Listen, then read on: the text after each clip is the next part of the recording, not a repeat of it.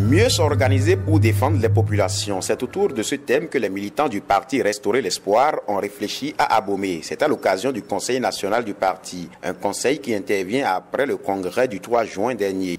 Le Conseil national félicite la décision de suspension de toute relation du parti avec le régime de la rupture prise au cours du 3e congrès ordinaire du parti.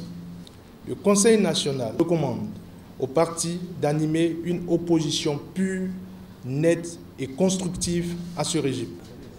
Le Conseil national, après analyse des dernières prises d'opposition au sein de l'hémicycle de l'honorable député Patrice Agbaudranfort Nombimé et de ses prises de parole contraires à la ligne idéologique et politique du parti sur les questions d'intérêt national, après de multiples interpellations et de moments d'échange sans succès du camarade, le Conseil décide de son exclusion de toutes les instances du parti.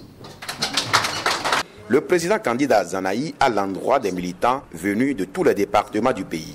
Ces assises, vous vous en doutez, sont dédiées à la définition d'une thérapie politique en vue de permettre à notre parti d'assumer sans complaisance sa vocation de positionnement au sein des larges masses laborieuses de nos villes et de nos campagnes et sa vocation d'instrument au service de nos populations.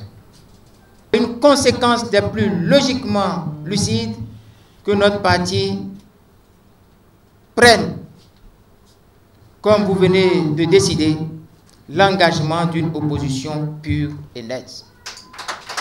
Une telle opposition virile est la voie royale pour l'intérêt général.